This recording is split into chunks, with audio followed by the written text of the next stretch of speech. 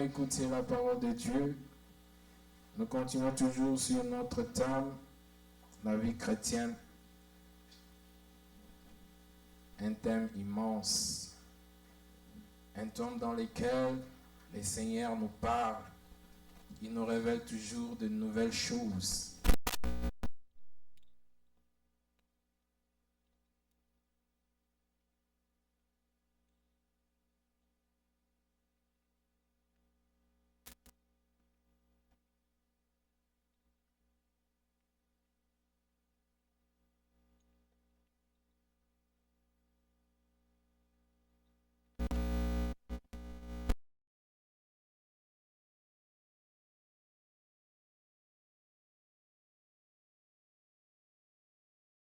Nous nous mettons debout, juste pour couronner l'entrée de la parole qui est Dieu. Genèse chapitre 2, verset 18. Et moi, je prépare Actes des Apôtres chapitre 11, verset 21 à 26. On nous lit Genèse chapitre 2, verset 18. Que dit les Saintes Écritures?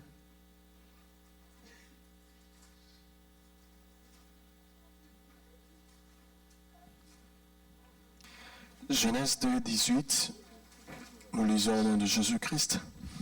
L'Éternel Dieu dit, il n'est pas bon que l'homme soit seul, je lui ferai une aide semblable à lui. L'Éternel Dieu dit, il n'est pas bon que l'homme soit seul, je lui ferai une aide semblable à lui. Retiens, je lui ferai une aide semblable à lui. Versets 21 à 26, la lecture sera longue. La main du Seigneur était avec eux, et un grand nombre de personnes crurent et se convertirent au Seigneur. Le bruit en parvint aux oreilles des membres de l'église de Jérusalem, et ils envoyèrent Barnabas jusqu'à Antioche. Lorsqu'il fut arrivé et qu'il y vit la grâce de Dieu, il s'en réjouit, et il exhorta tous à rester d'un cœur ferme, attaché au Seigneur. Car c'était un homme de bien, plein d'Esprit Saint et de foi, et une foule assez nombreuse se joignit au Seigneur. Barnabas se rendit ensuite à Tarse pour chercher Saul, et l'ayant trouvé, il l'amena à Antioche. Pendant toute une année, ils se réunirent aux assemblées de l'Église, et ils enseignèrent beaucoup de personnes. Ce fut à Antioche que pour la première fois, les disciples furent appelés chrétiens. Père, nous te recommandons nos cœurs entre tes mains. Nos cœurs ont soif de ta parole, car ta parole est une eau de vie. Ta parole est une source.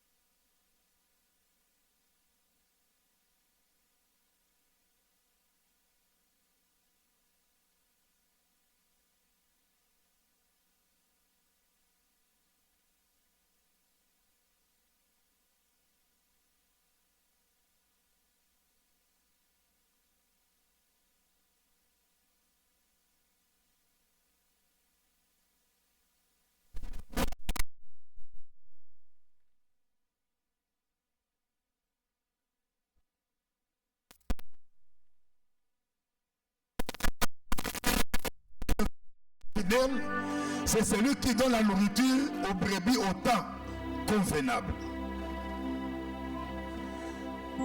La nourriture aux brebis au temps convenable, cela veut dire la nourriture qu'il faut.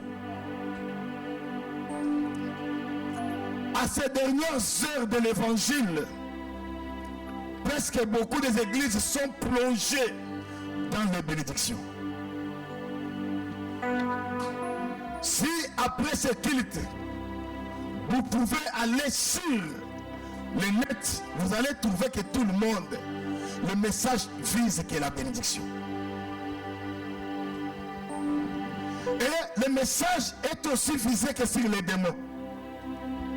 Les combats spirituels. Donc les combats qui est charné contre nous, contre la déstabilisation de tout ce qui est matériel. Ce n'est pas mauvais de prêcher la bénédiction. Ce n'est pas mauvais d'attaquer nos ennemis ou les forces négatives qui veulent nous déstabiliser, qui ne veulent pas notre bonheur, qui ne veulent pas notre avancement. Mais je vous rappelle, l'Église, que la vie sur la terre est passagère. N'oublions pas que la vie sur la terre est passagère. Un jour, tu partiras. Un jour, moi aussi, je partirai. Mais Job nous a dit, de la même manière que nous étions venus au monde, on était venus mes brebis. C'est de la même manière que nous allons rentrer. Mais il nous sera avantageux, les jours de notre départ, d'être persuadés si nous allons rentrer dans la gloire ou dans l'enfer. C'est là où le problème. Salomon, après avoir s'acquéri des richesses, il a regretté par la suite. Il a médité la vie, il a médité, il a dit, en tout cas, tu peux te donner de la peine, souffrir, planter, récolter. Mais si ton âme est réclamée, tu vas partir. Il y aura une autre personne qui n'avait pas payé le prix, qui viendra jouir de tes biens. Bien-aimé, moi je sais,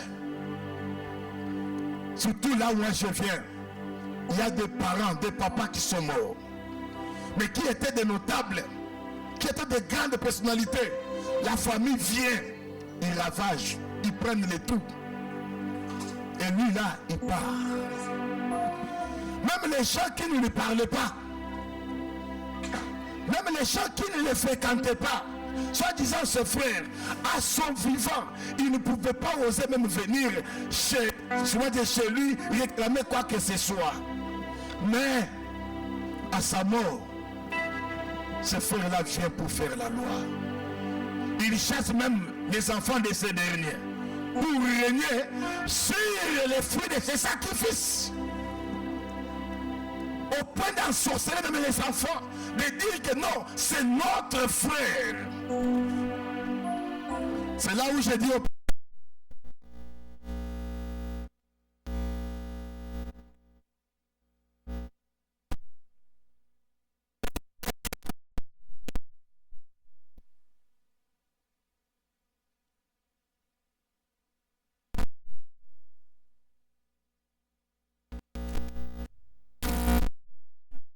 et la haute éducation. Amen. Si ces enfants-là restent avec ces deux choses, personne ne viendra les récupérer.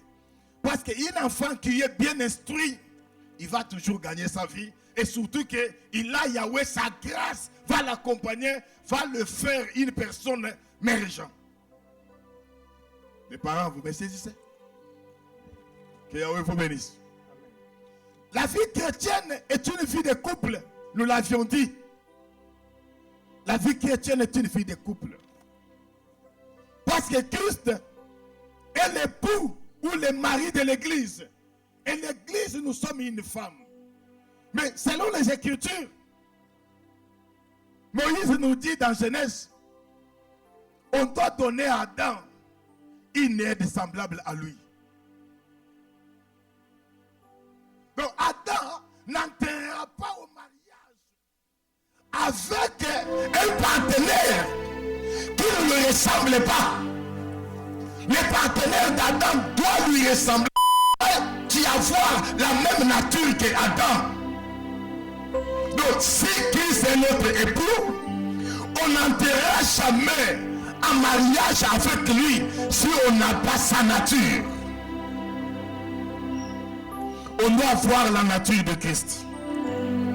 C'est alors qu'on peut entrer dans le mariage. Nous avions dit, même l'olivier sauvage qu'on est allé couper et amener pour greffer à l'olivier naturel.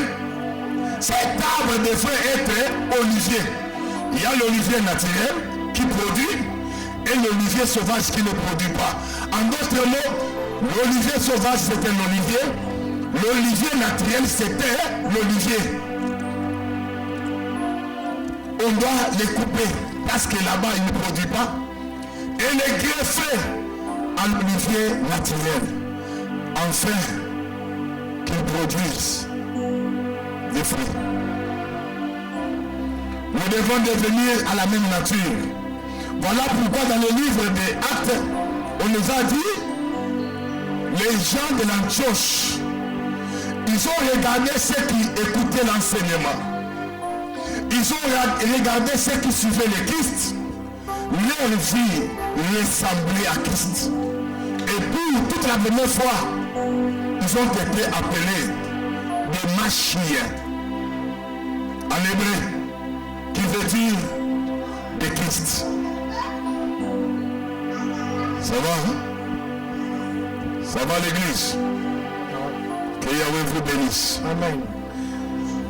Donc, si on n'a pas cette vie, nous ne pouvons pas être l'épouse.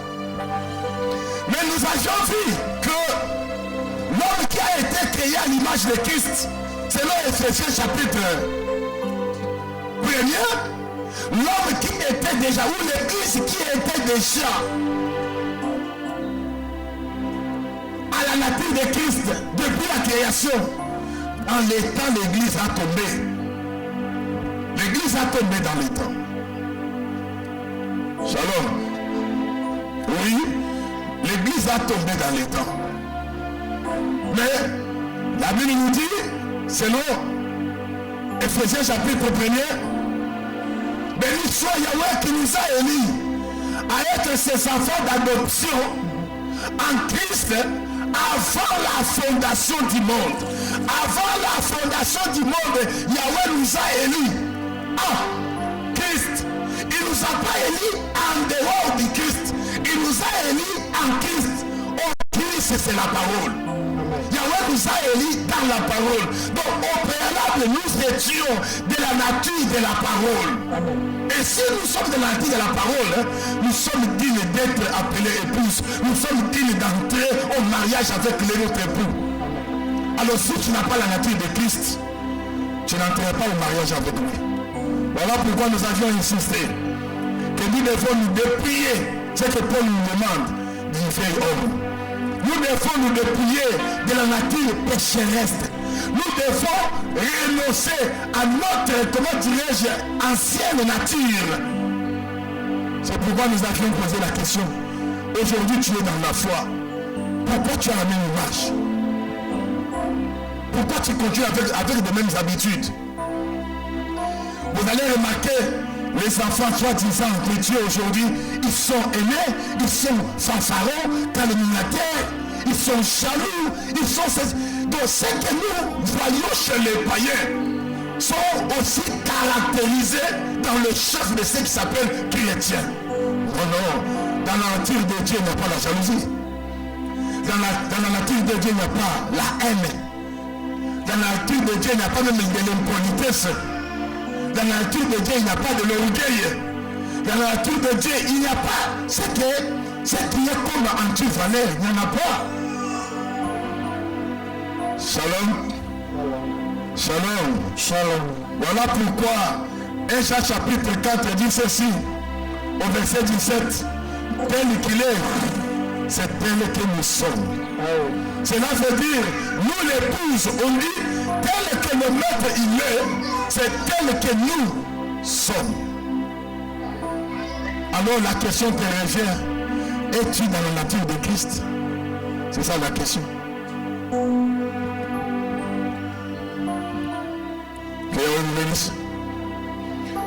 Nous sommes allés tomber, nous avons perdu la nature divine au travers le péché adamique.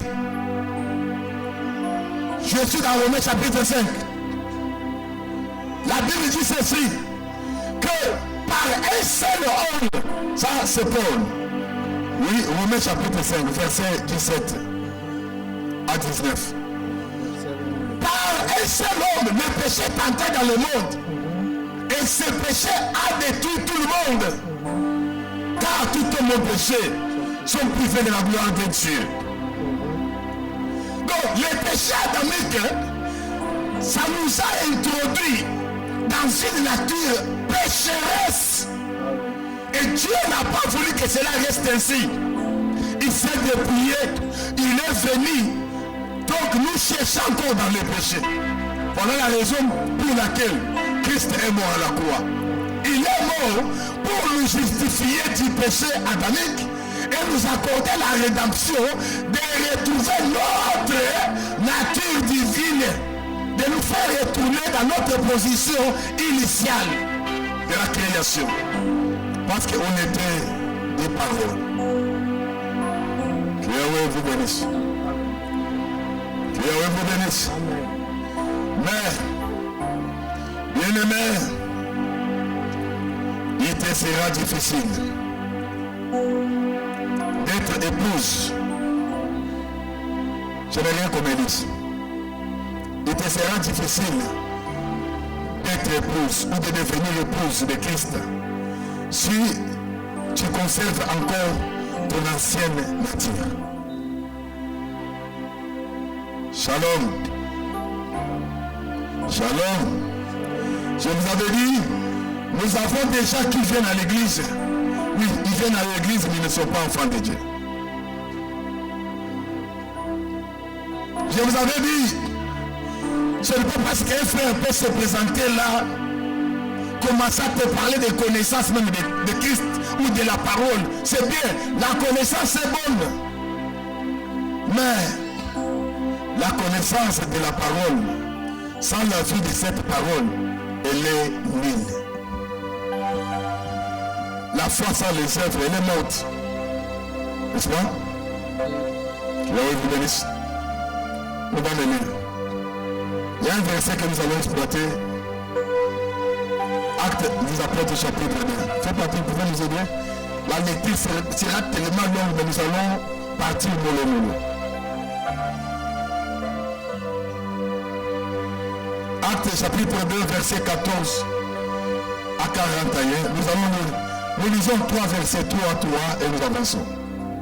Que dit les Saintes Écritures? C'est là où nous allons vraiment nager aujourd'hui. Écoutons. C'était le jour de la Pentecôte. Actes 2, Oui.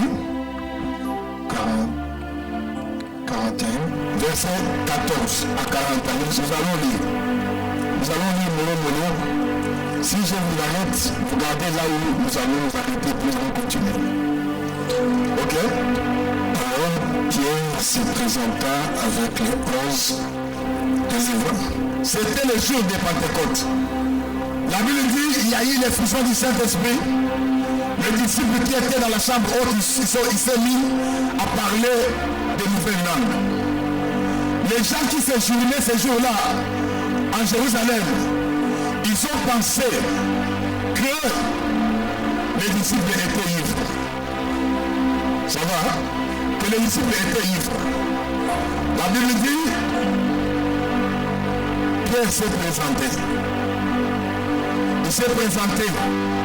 Il dit quoi, papa?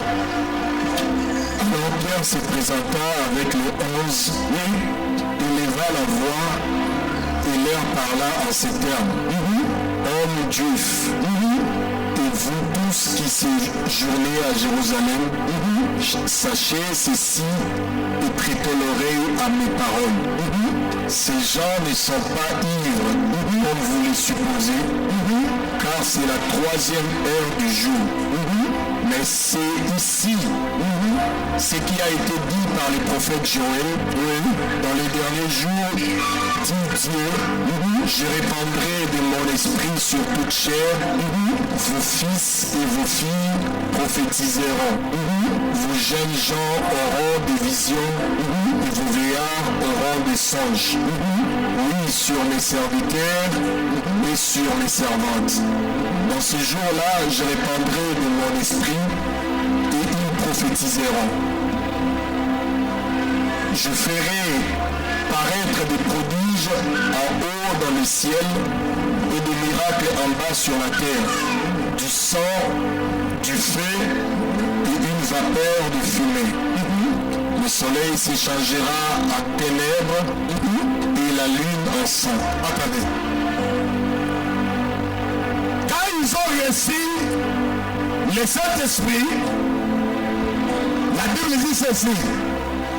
Cela a troublé le peuple de Jérusalem parce qu'ils se sont mis de parler en langue.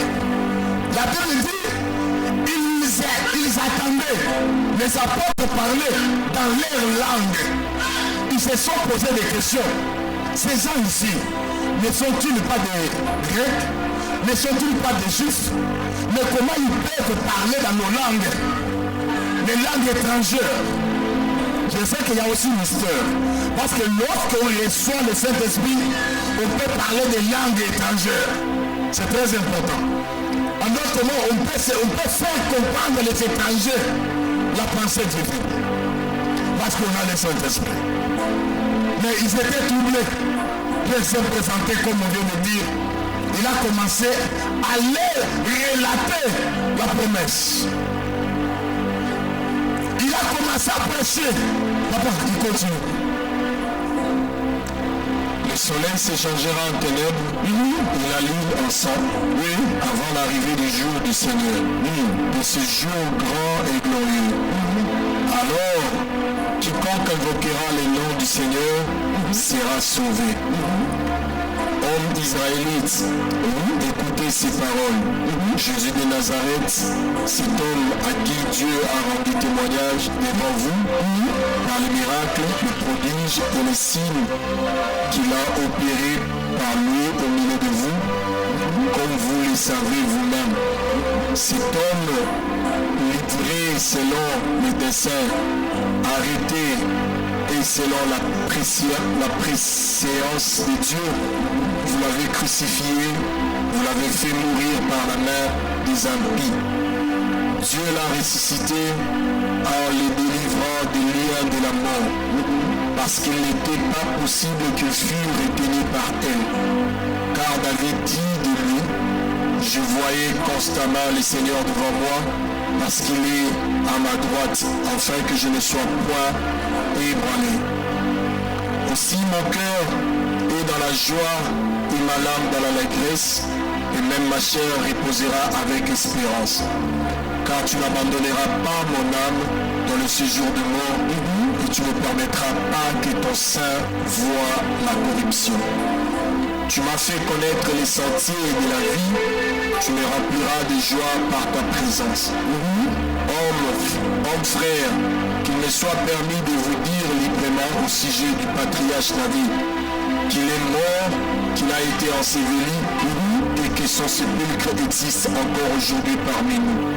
Comme il était prophète et qu'il savait que Dieu lui avait promis avec serment de faire asseoir un de ses descendants sur son trône, c'est la résurrection du Christ qu'il a prévue et annoncée, en disant qu'il ne sera pas abandonné dans le séjour de mort et que sa chair ne verrait pas la corruption. C'est Jésus que Dieu a ressuscité. Nous en sommes tous témoins. Élevé par la droite de Dieu, il a reçu du Père le Saint-Esprit. Il avait été promis et il a répandu comme vous le voyez et l'entendez. Car David n'est point monté au ciel, mais il dit lui-même, le Seigneur a dit à mon Seigneur, assis-toi à ma droite, jusqu'à ce que je fasse de tes ennemis ton marchepied. Écoutez bien, ça c'est Pierre qui est en train de prêcher. Il est en train de prêcher ceux qui calomnient l'église. Il est en train de prêcher les païens concernant le parler à langue. Il est en train de leur dire la promesse. Il est en train de lire la prophétie. Papa continue. C'était la prédication. Jusqu'à ce que je fasse de tes ennemis ton marchepied, que toute la maison d'Israël sache donc avec certitude que Dieu a fait Seigneur et Christ, c'est Jésus que vous avez crucifié. Après avoir entendu ces discours, il eurent le cœur vivement touché. Il dit le cœur vivement touché. Et il dit à Pierre, et aux autres apôtres, oui, hommes frères, que ferons-nous? Écoutez, Église, la Bible dit, quand le Christ était arrêté, cela a plu aux Juifs. Quand Pilate a convoqué les Juifs pour demander le choix, j'ai avec moi un voleur ici, et celui que vous appelez le roi des Juifs. Entre les deux, de qui voulez-vous que je puisse libérer? Les Juifs ont choisi de libérer Barnabas et de crucifier le Christ. La Bible dit, le Christ a été crucifié. Pourquoi? C'est parce que les Juifs étaient incrédules. Ils se disaient, c'est le fils de Joseph et Marie. Comment cet homme peut s'appeler l'enfant ou le fils de Dieu vivant? C'est du blasphème. Ils ont décidé de le crucifier, de le tuer. Mais les jours du Pentecôte, la Bible dit, quand le Saint-Esprit a été répandu sur eux, ils ont eu le courage d'annoncer l'évangile. Et qu'est-ce qui a été présenté comme l'évangile? C'était la venue de Christ, sa mort et sa résurrection. En d'autres mots, l'évangile c'est la mort et la résurrection de Christ. Il a commencé à leur dire, oh mes frères, ce n'est pas, ces gens ici ne sont pas ivres. Ces gens ici sont dans l'accomplissement de la prophétie que Joël avait prophétisé. Dans les derniers jours, je répandrai mon esprit. Oh, l'esprit ne pouvait pas être répandu si le Christ n'était pas encore venu. Il a fallu que le Christ vienne d'abord et accomplit l'œuvre de la rédemption, faire retourner l'homme dans la nature initiale. C'est alors que le Créateur, le Saint-Esprit, devrait venir et trouver encore la place dans les cœurs de l'homme. Voilà le message. Alors quand il a prêché, vous avez crucifié le Seigneur de la gloire. Vous l'avez tué. Les Juifs étaient touchés. La Bible dit, il eut le cœur vivement touché. En d'autres mots, les Juifs ont regretté. C'est là où intervient la repentance. Mes frères, la repentance veut dire aussi les regrets.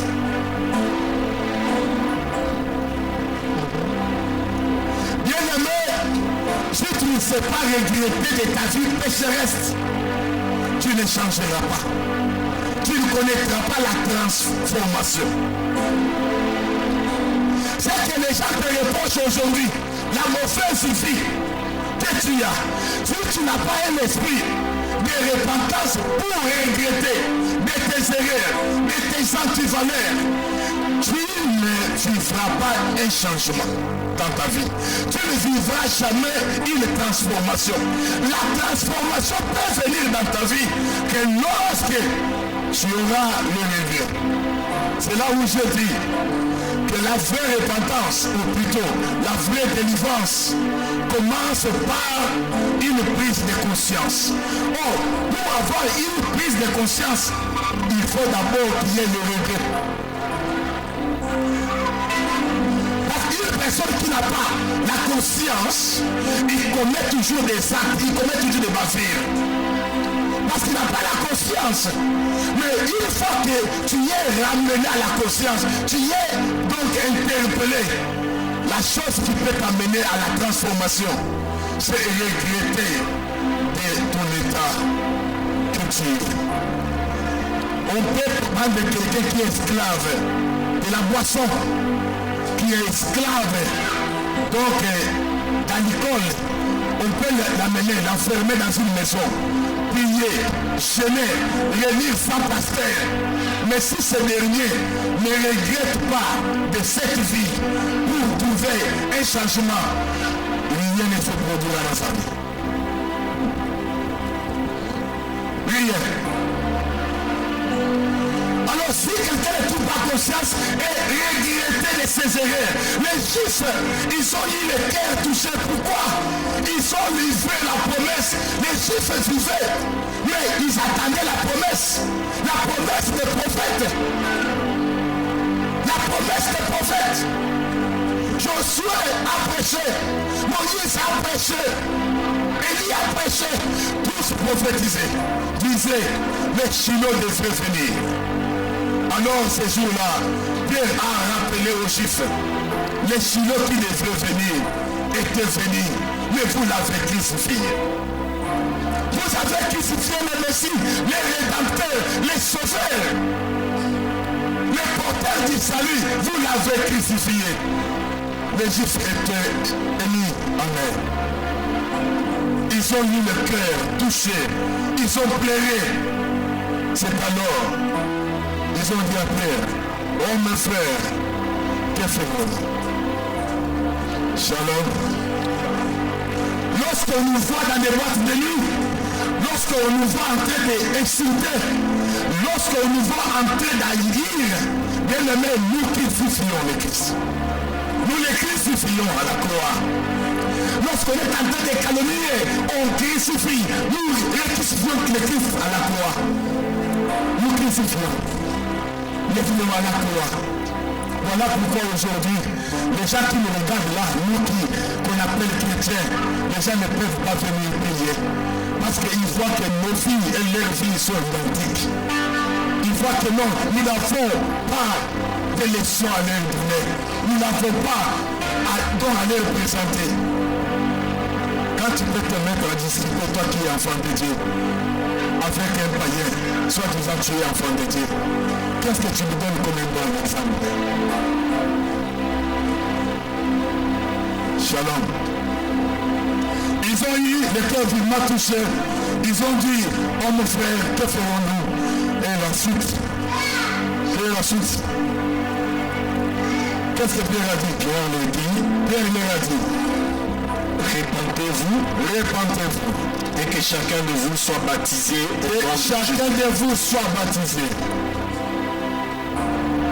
Que chacun de vous soit baptisé au nom de Jésus-Christ, pour le pardon de vos péchés. Et vous recevrez le don du Saint-Esprit. Car la promesse est pour vous. Pour vos enfants. Et pour tous ceux qui sont au loin, à aussi grand nombre que le Seigneur notre Dieu les appellera. Amen. Et par plusieurs autres paroles, il les conjurait et l'exhortait, disant, sauvez-vous de cette génération perverse. Ceux qui acceptèrent sa parole furent baptisés, et en ces jours-là, le nombre de disciples s'augmenta d'environ 3000 âmes. Amen. Amen. Vous êtes. C'est vrai que vous ne voyez pas ma main. Est-ce que vous êtes? Quand ils ont entendu la parole, la Bible dit, ils ont demandé à Pierre, comment nous devons faire? Comment pouvons-nous faire pour réparer cette erreur que nous avons commise? Délivrer le Seigneur du gloire. La Bible dit, Pierre leur a dit, répandez-vous. Répandez-vous et faites-vous baptiser au nom du Seigneur. Je commence par là. C'est la partie où je vais continuer. Bien aimé, si on est séparé de Christ au travers les péchés, le salut peut venir dans notre vie si on accepte la repentance. Si on peut regretter de notre ancienne vie, si nous pouvons regretter de notre mauvaise vie et accepter de renoncer à cela afin d'accepter dans notre vie le Christ. C'est alors nous allons sauver nos âmes. Shalom. Je vous avais dit la fois passée, aujourd'hui nous avons des gens qui viennent à l'église, qui citent les Écritures, qui font même les débats de la parole, les débats de la connaissance, mais ils sont dans l'apostasie. L'apostasie veut dire l'abandon de la foi. Oh, la foi sans les œuvres, elle est morte. Aujourd'hui, nous avons des gens, même des prédicateurs, avec des connaissances, mais ils n'ont pas la parole, ils n'ont pas la vie de la parole. Des connaissances, mais sans la vie de la parole. Ils vivent dans l'apostasie. Aujourd'hui, l'église est devenue comme un tremplin. On vient comme dans un mouvement. Mais les gens n'ont pas abandonné, ils n'ont pas donné leur vie à Christ.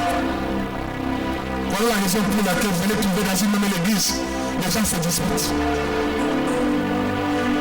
Il y a des gens même qui ne se parlent pas. Il y a des gens qui ne se saluent pas. Une fois que la prière est terminée, chacun prend sa direction. Pourquoi? Parce qu'il ne faut pas que ces jeux-là puissent voir se faire là. Quand il voit se faire là, il est énervé. Mais ils se disent tous enfants de Dieu. Ils viennent tous dans une même église. Mais les pasteurs, nous sommes là pour prêcher la bénédiction. La bénédiction. Que Dieu va te bénir. Laisse-moi te dire, même la bénédiction est conditionnelle. Savez-vous cela? Savez-vous que la bénédiction est conditionnelle? Oui. Deutéronome chapitre 28. Qu'est-ce que le Seigneur dit? Si tu obéis à la voix de Yahweh, ton Créateur, voici toutes les bénédictions qui vont te suivre. Pasteur, ça ne sert à rien de pousser aux gens, comment dirais-je, dans la motivation de foi. Quoi? Tu vas être béni. Dis 3 fois, je serai béni, je serai béni. Déclarer, je suis béni, je serai, tu vas déclarer. Montre-leur les principes. Montre-leur la parole.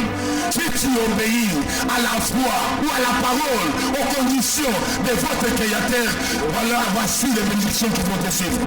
Et on a numéré les bénédictions. Voilà pourquoi aujourd'hui, les gens sont fatigués. Bien-aimé, tu vas faire des déclarations.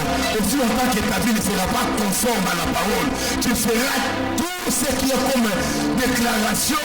Tu vas semer comme tu veux. Mais tu ne verras pas cet accomplissement comme étant la promesse qui est donnée au Seigneur. Shalom Église. Et au verset 15, il dit quoi? Il dit si tu n'obéis pas, voici toutes les malédictions qui vont venir. Ce n'est pas le diable. Ce n'est pas le diable qui va te maudire.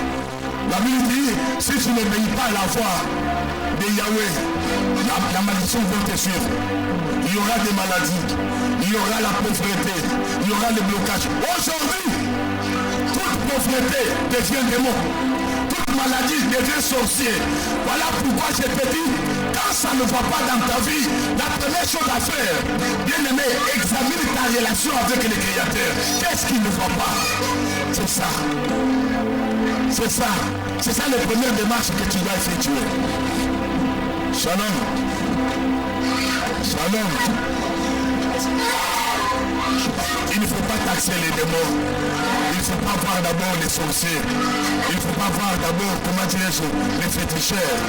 Non, mais retourne à toi. Retourne à toi. Ça va? Que Yahweh vous bénisse. Que Yahweh vous bénisse. Amen. Et ensuite, Pierre a répondu, répandez-vous et faites-vous baptiser. Bien-aimé, c'est là où j'ouvre la parenthèse. Il faut qu'on appelle baptême. Parce que je vais parler du baptême. Pierre dit, répandez-vous. En d'autres mots, vous devez regretter et changer votre position. Changer votre mode de vie. Et vous faire conformer à la parole. Il dit, répandez-vous et faites-vous baptiser. Baptême. Baptême,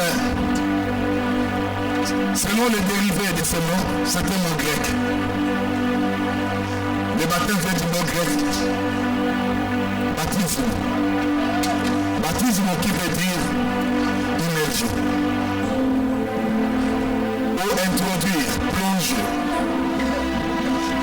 Mais dans la Bible, le baptême a une autre définition. Vous pouvez nous lire?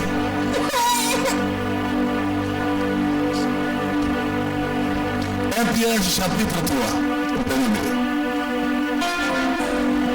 Le baptême.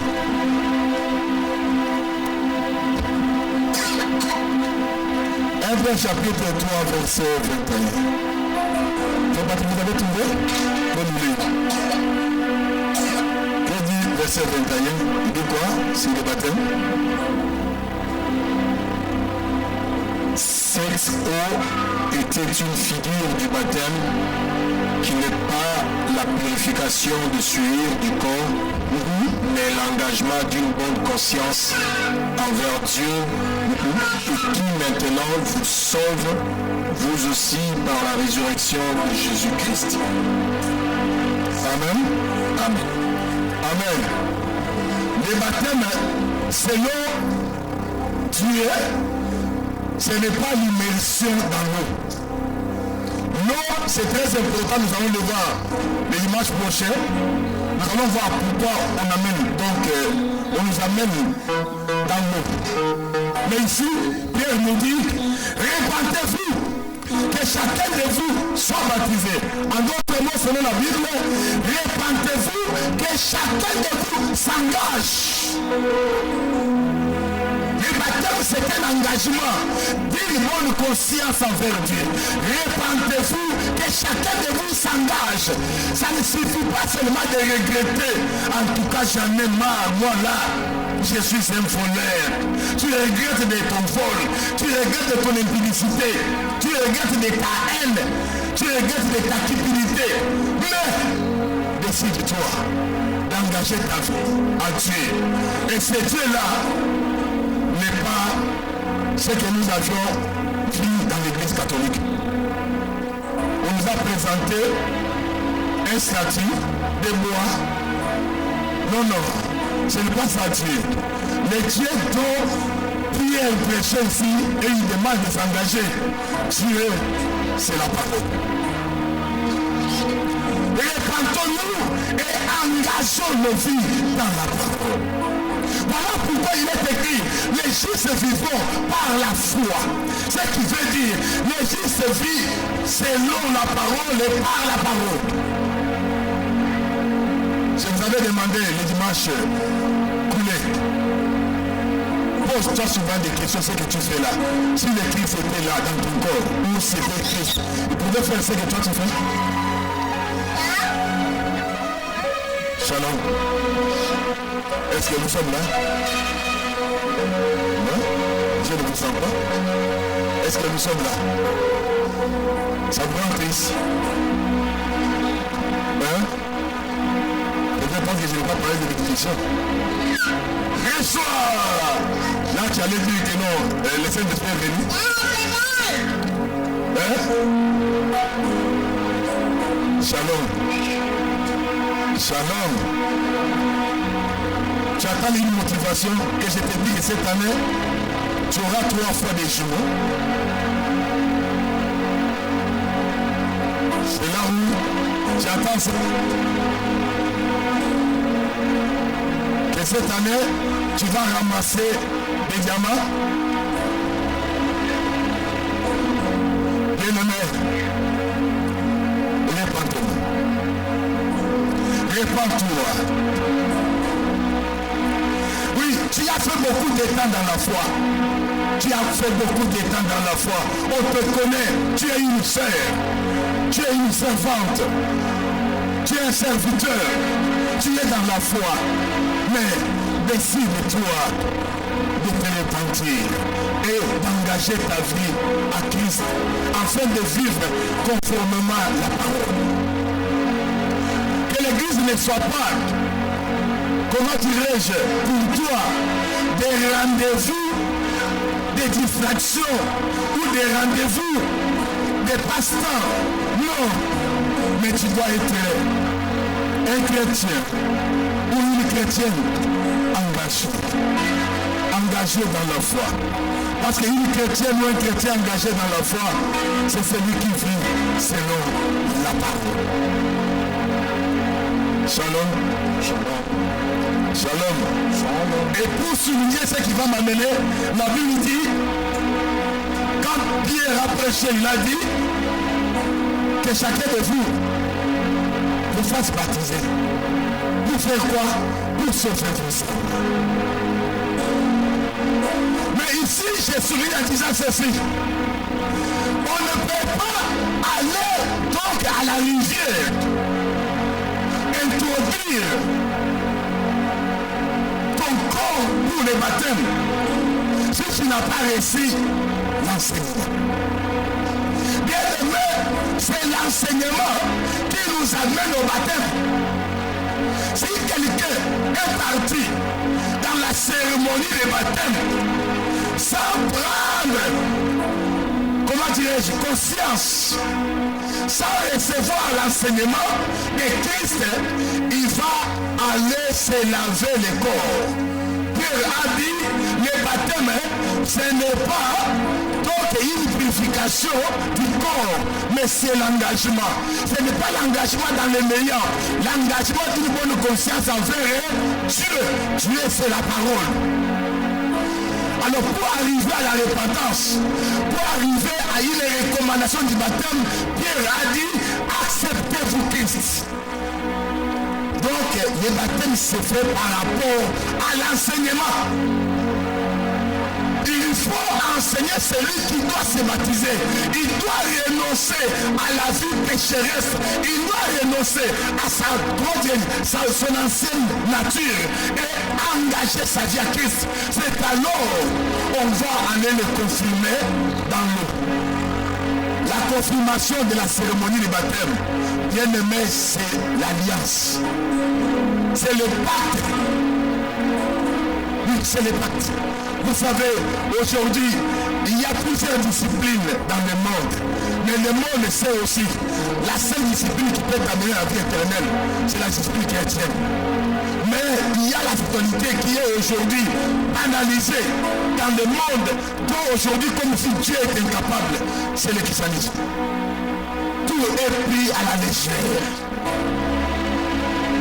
Bien aimé, la cérémonie du baptême, vous pouvez le faire si vous le faites correctement comme il faut. Si quelqu'un était vraiment malade, on l'amène au baptême. Quand il sort là-bas, il sort avec la guérison. Savez-vous cela? Quand quelqu'un sort là-bas, même s'il a été, je ne sais pas moi, envoûté. Moi j'ai un témoignage. Je suis à la télé. Malheureusement, la sœur n'est pas là. J'ai prié pour un frère. On m'a amené un frère. C'est parmi un frère qui était devenu un grand disciple. Un disciple engagé. Le frère avait eu, comment dirais-je, des troubles. La folie. Ses parents lui ont amené chez les kimanistes. Ils ont fait des cérémonies. On lui a amené de l'eau. Ça n'a pas tenu. On l'a amené dans une église là de chez nous, qu'on appelle Bima. On a entouré les frères avec des bougies. On a couvert sur les frères avec des draps. On a fait des cérémonies sans succès. Mais quand le frère était venu dans l'église, le Seigneur me dit, il sera délivré. Il va retourner. Il va réfléchir. J'ai dit à son papa, le Seigneur m'a dit d'aller prier pendant 3 jours. Le papa s'est fâché. Vous connaissez tout ça, en Afrique, c'est lui qui est fric. Un friqué, un homme friqué. Alors c'est lui qui dicte les règles.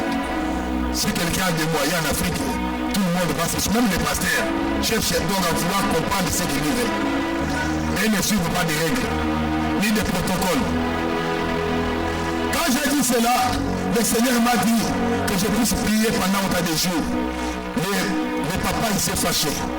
Il a pris son fils. Il a dit, moi là, mon fils est en train de mourir, que je reste là, d'attendre que ton Dieu a dit. Ils sont partis. Mais moi, malgré qu'ils sont partis, comme j'avais reçu la recommandation, je ne me suis pas dit, comme ils sont partis, moi aussi, j'abandonne. Non, je suis parti à la montagne. Je l'ai prié pendant 3 jours. En descendant, les papas étaient partis. Ils sont partis. Ils ont fait le tour de la ville. Ils ont rencontré des pasteurs. Les cérémonies ont été faites. 3 semaines. 1 mois. 1 mois et 1 semaine. C'est l'attente de la, comment dirais-je, de ces derniers qui va dire ceci à sa sœur. La grande sœur, vous êtes partis donc dans toutes les églises. Vous avez tout fait. Pourquoi pas retourner chez les pasteurs là qui avaient dit que le Seigneur lui a recommandé. Vous n'allez rien perdre parce que vous avez fait des tours. Cela avait sonné dans les chefs de la maman de l'enfant. Quand j'ai dit la maman de l'enfant, ce n'est pas un bébé, c'est un garçon. Oui, un grand garçon. Donc plus âgé de 30 ans. De plus de 34 ans, quelque chose comme ça. Qui a attrapé la folie, 34-35 ans. Un bel homme. Alors, cela a sonné dans l'esprit de la maman. Pourquoi pas retourner là-bas? Mais la maman n'a pas réagi. Moi je suis rentré. Et puis on a pris l'enfant, on l'a amené chez un médecin. Soit disant, c'est un grand neurologue, il va donc, il peut guérir, il peut faire ceci. Ils arrivent là-bas, le médecin commence à donner à l'enfant seulement des somnifères. Si on lui donne le courage et le comprimé, il peut dormir de 6h à 20h. Mais quand il se réveille, il brise tout. Il brise des chaînes, il fait des troubles. Alors, quand les parents appellent, non, il est tranquille, il dort. Or, on a donné des somnifères. Pour les calmer, il faut lui donner des somnifères. Mais il n'était pas guéri. Donc il donnait à cet enfant-là des produits qui l'amenaient à dormir. Alors, la tante en question, la petite sœur à sa maman, donc elle est encore revenue pour dire à sa sœur. Mais ça sert à quoi? Parce que depuis qu'il est chez le docteur, on n'a jamais vu parler avec nous. On vient le matin, on lui dit, il dort. On vient à midi, on lui dit, il dort. On vient le soir, on nous dit, il dort. Alors, lui là, il va dormir pour toujours jusqu'à ce que nous allons l'amener dans la cercueil ou dans la tombe. La sœur a dit, non, on ne l'amènera pas dans les cercueils. Mon fils ne mourra pas. Alors, la petite sœur va reprendre et dit, pourquoi pas l'amener encore chez les pasteurs là? Là, je venais déjà. J'ai fait mes 3 jours. Je suis retourné. Ils ont amené le frère. Enchaîné. On l'a amené à l'église. Il pouvait être là et regarder un homme de grande taille, plus que moi. Il pouvait être là. On parle de la folie, tu n'as jamais vu la folie.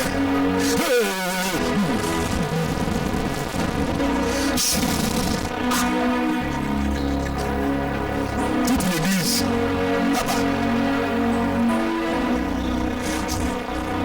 Et on m'a fait.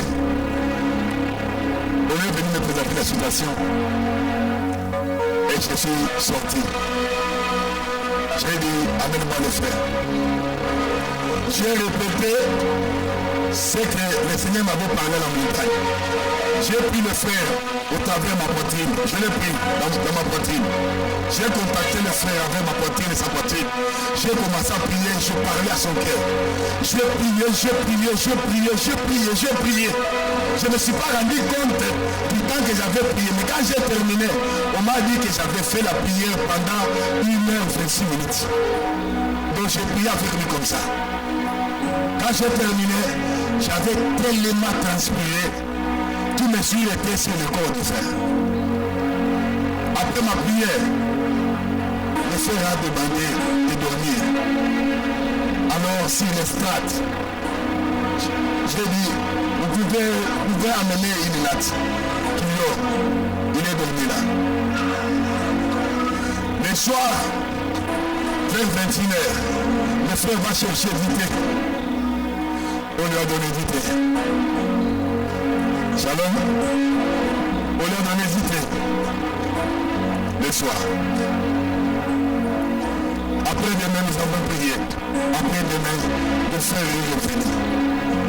Mais comme il parlait, sa maman était contente. Sa tante aussi, elle était contente. Pourquoi? Parce que quand même ici, il pouvait parler avec lui. Par rapport au docteur, il dormait. Ça va? Mais son papa, il était fâché, non? Il était parti. Pourquoi? Parce qu'il n'avait pas compris la chose de Dieu. Après le temps, le frère a écrit à son père, papa, je dois rentrer à la maison. Là où je dors, c'est bien, mais j'ai préféré d'être à la maison, commencer à venir ici. En tout cas, mais mes côtes me fait du mal, mais je dois dormir. Et son père a dit, j'attendais ça, ça y est. C'est ce jour-là qu'il va revenir à l'église. Shalom. Shalom. Alors, quand le papa va revenir, pour prendre son enfant, le Seigneur va me dire, ce n'est pas encore le moment de retourner à la maison. Alors papa est venu encore avec ses logiques. Non, il m'a demandé, monsieur, il va continuer toujours à venir et partir. On l'a amené à la maison, ce jour-là. Il a quitté la maison, il a commencé à courir. Et pendant que le frère courait, tout le monde, imaginez un peu, dans un quartier des riches, pour eux c'était une honte l'enfant avec la folie. Le Seigneur me parle, que puis, je prie, il me dit, il faut les récupérer, mais l'amener au baptême.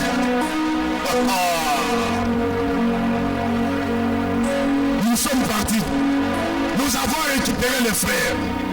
Lorsque on a regardé l'eau, on a fait l'appel au tabernacle.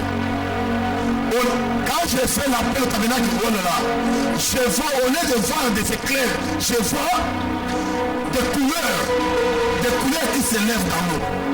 Comme si c'était, c'était le soleil qui s'est couché, tout ça. Je regarde la taille du frère, j'ai dit, Seigneur, si je peux l'amener dans l'eau et qu'il prend décision de faire la foot dans l'eau, imaginez un peu. Quelqu'un qui est menacé par la folie, quel sera? Pensez un peu. Bon sang. Je l'ai amené. On a fait l'appel au tabernacle. On a consacré l'eau. On a appelé Shaddai. Et pendant qu'on chantait au Sada, pour amener les frères. Et on a baptisé les frères. En sautant de l'eau, tout était parti. J'ai vu que le frère était vêtu d'une robe blanche. Et je les ramène. On prie. C'était ce jour-là la fin de la fête. Bien aimé, il y a un Dieu dans les cieux. Mais il faut comprendre les Écritures et comment aussi Dieu fonctionne. Dieu est dans sa parole, mes frères. Mais n'imaginons pas, ne philosophons pas Dieu. Dieu est réel. Il est vivant. Il agit. Et on ne sait pas le vivre parce qu'on ne veut pas se conformer. Si tu veux suivre une discipline spirituelle, bien aimé, conforme-toi au disciple. Là où vous attendez, soi-disant, de l'autre côté, on a demandé, il faudrait qu'il y ait, je ne sais pas moi, des entités, qu'il y ait de ceci, il faut avoir de telles couleurs. Ces gens-là respectent. Mais nous, c'est comme si le christianisme, Dieu est devenu impuissant. Pourquoi? Les chrétiens prient par la philosophie. Les chrétiens prient, ils le sont. Ils ne veulent pas se conformer aux Écritures. Que dit l'Écriture? Que dit l'Écriture? Voilà pourquoi je vous dis, le baptême, ce n'est pas une cérémonie. Le baptême d'eau, ce n'est pas une cérémonie simple. C'est une cérémonie de pacte, d'alliance. Tu fais l'alliance parce que là-bas, on va t'enterrer. Si tu as vraiment engagé ta vraie vie à Yahweh, on te passe par, comment dire, une formulation donc du baptême correct. Oh, il y a un sorcier qui est venu, il a pris ton cinglé, il a amené ça, il fait les incantations et ça te touche. Ah, tu dois encore vérifier. Parce que Paul dit ceci, nous étions enterrés avec lui. Par quoi? Par l'eau du baptême. Cela veut dire le vieil homme a été enterré. Lorsque tu vas sortir à la nature de Christ. C'est le Christ qui revient à la vie. Ce n'est pas encore toi. Voilà pourquoi il est écrit, si quelqu'un est en Christ, il est devenu quoi? Une nouvelle créature. Oh, notre vie en nous, qui sommes créatures, est caché en Dieu est caché en Christ et en Dieu, dans le lieu céleste. Cela veut dire quoi? Le monde est régi par trois principes. Le monde spirituel est régi par ce principe. C'est le pouvoir de la terre, le pouvoir de l'eau, le vent et le feu. Que ce soit les sorciers, les magiciens, tout ce monde-là, lorsqu'ils font leur incantation, soit il va t'invoquer par le feu, parce que dans toi là, il y a l'eau, il y a la terre, il y a le feu, il y a le vent. Dans l'homme, il y a 4. Alors, quand donc un va t'invoquer, il va t'invoquer soit par la terre c'est ton corps, l'eau tu en as dans le corps. Alors les feux tu en as, tu cousines, non? Tu respires, il va invoquer par là. Mais si tu as passé, tu quittes l'eau, tu quittes la terre, le feu et le vent, tu y es en Christ, c'est caché en Dieu. C'est là où aucun sorcier ne peut entrer. C'est là où les magiciens ne peuvent pas entrer. Là où moi je dis et je défie quiconque du monde de cette chair. Si tu entres dans cette dimension, tu me là. J'abandonne la Bible. J'abandonne et j'ai dit, vous pouvez vous engager dans quoi que vous voulez. C'est parce que nous, les chrétiens d'aujourd'hui, les gens ne s'engagent pas au sérieux, ne s'engagent pas avec sérieuxité. Les gens s'engagent d'aller dans une dénomination, l'église. Les dimanches on nous voit, les samedis on est là, les vendredis on est là, on est dans les chorales, on est dans les protocoles, on est dans ceci. Mais leurs vies ne sont pas engagées dans la parole. Ils n'ont pas souci de comprendre les principes de Dieu. Ça va? Ça va? Je peux vous donner un secret. C'est pas ainsi que je vais compter. Je vais vous donner un secret. Je vais vous donner un secret. Vous refusez? Je vais vous donner un secret. Si quelqu'un te combat sans cause, tu n'as pas un problème avec lui. Va dans ta chambre, ne l'envoie pas le feu. Si tu l'envoies le feu, tu es en distraction. Commencez seulement à lui bénir. Seigneur, s'il est marié, bénis son mari, bénis sa femme, bénis lui, bénis sa santé. Bénis-lui comme ça pendant 7 jours.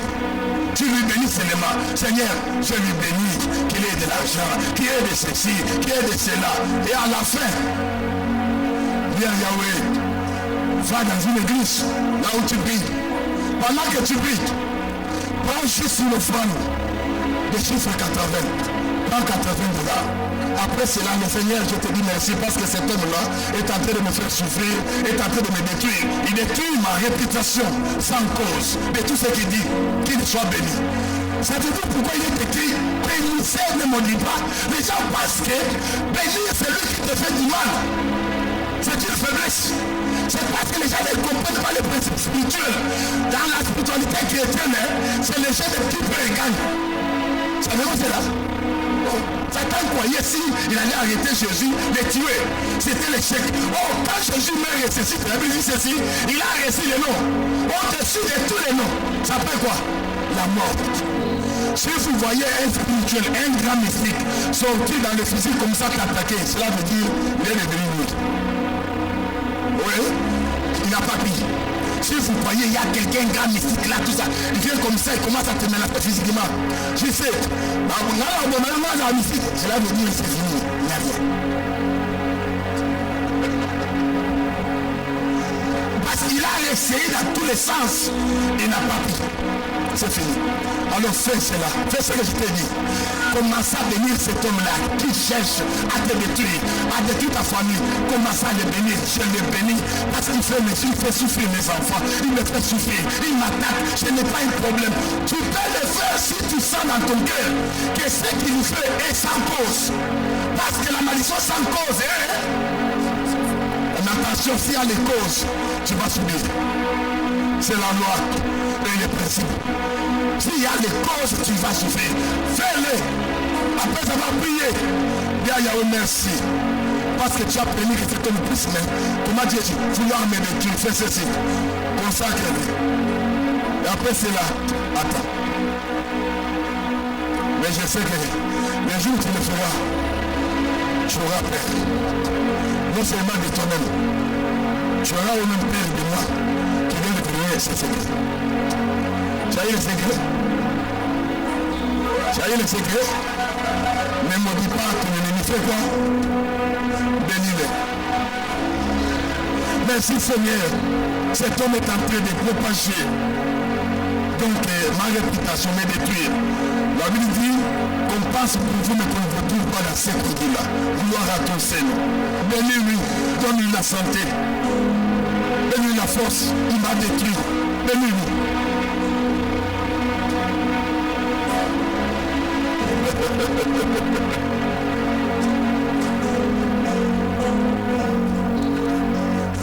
Je sais pas compris. Imagine-toi, le matin, tu dis à Julius, en tout cas moi là, si je trouve Philippe, je vais le tuer. En tout cas, Philippe, c'est un mauvais, donc un mauvais monsieur. Regarde, ouf, Philippe sort, il t'a mis le foufou, tu vas manger. Non, il dit, frère Julius, ce n'est pas un problème, j'ai écouté ce qu'il a dit. Enfin, ce n'est pas un problème, tu vois. Salut, mais quand même, je t'ai envoyé le foufou. Tu m'as mangé. Maintenant, vous avez compris ce que je viens de vous dire? Vous avez compris ce que je viens de vous dire? Le danger vient d'où? Pardon? Bénédiction. Vous jouez de bénir. Bien aimé, imaginez quand quelqu'un te fait du mal, toi tu le bénis. Tu es dans les ciels. Il dit ça, il voit. Voilà pourquoi Salomon était grand. Pourquoi? Salomon, quand il a été élevé, il dit ceci: Shaddai, donne-moi la sagesse de gérer ton peuple. Parmi ces peuples-là, il y avait même les ennemis de Salomon. Dieu vient, il s'étonne de Salomon. Il dit: oh, toi. Je croyais que tu allais me dire, exterminer mes ennemis. C'est ça que tu allais me dire, exterminer tous mes ennemis. Mais toi, tu me demandes la sagesse pour gouverner tes ennemis. Le Seigneur dit ceci: à part sagesse, pas encore la richesse. Salomon est mort, riche, sage, intelligent. Il a été totalement compris. Nous allons parler de cela. C'est la loi et le témoignage. Que Yahweh vous bénisse.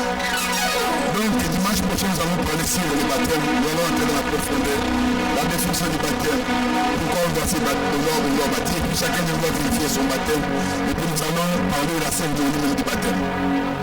Là où tu es, remercie Yahweh pour ce que tu as entendu. Et puis, comme le Saint-Esprit t'inspire, nous prions.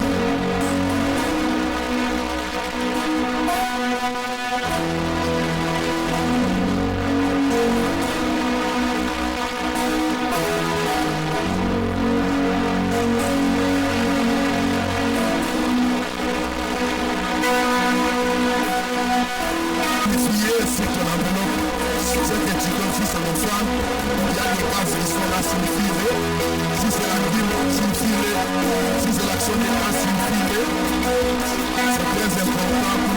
Et si tu avais ramené l'enveloppe pour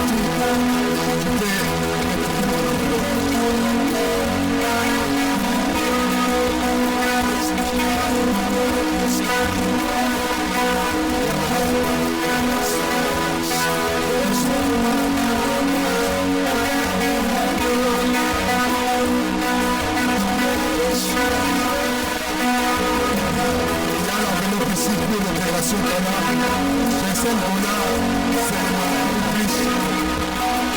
Donc ça y est ici.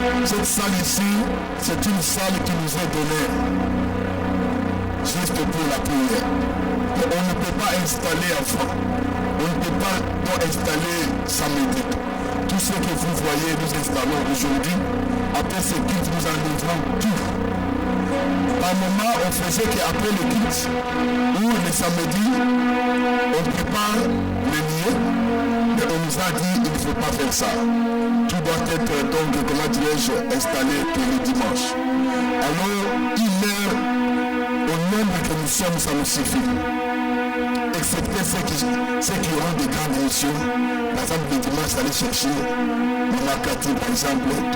C'est là dont le travail est imposé pour le dimanche. Nous sommes là à 11h. De 11h, ce n'est pas l'heure de quitter la maison, c'est l'heure d'être ici. Nous installons les liens, la salle et nous prions. Donc celui qui ne participe pas à la prière de préparation, il n'a pas le droit d'accéder au service. Si tu n'as pas participé à la prière, donc comment dire, de préparation, quand tu viens, prépare seulement la place, assieds-toi sur le culte jusqu'à la fin. Nous allons partir comme cela, comme on ne sait pas aider Dieu. Maintenant, il saura comment nous aider à comprendre l'œuvre de Dieu. Nous l'avions dit dans la réunion passée qu'on construit dans la discipline. C'est comme ça que nous pouvons léguer à cette génération qui va venir après nous comment respecter l'œuvre de Dieu. C'est très important. Que Yahweh vous bénisse. Nous allons nous élever. Nous allons dire merci à Yahweh. Nous lui recommandons la semaine qui a commencé. Nous prions. Recommande ta famille, recommande tes projets, ton avenir. Nous prions. Yahweh, sois loué. Sois loué le grand téléphone. Toi qui as commencé avec nous. Adonai, tu as cheminé avec nous, voici à la fin. Que la gloire te revient. La gloire te revient pour tout ce que tu as réalisé aujourd'hui. Nous bénissons ton Seigneur. Nous bénissons Yahweh Shaddai, ton peuple, qui ont tout quitté pour s'amener en servir. Père, moi je ne connais pas les besoins qu'ils ont. Mais toi tu es l'omniscient, tu vois le cœur.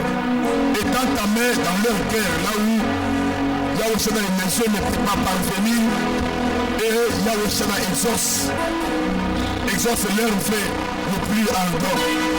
Bénis leur vie, bénis leur santé, bénis leur avenir, bénis leurs affaires, bénis leur travail, bénis leur foyer. Dans le nom puissant de Jésus-Christ de Nazareth.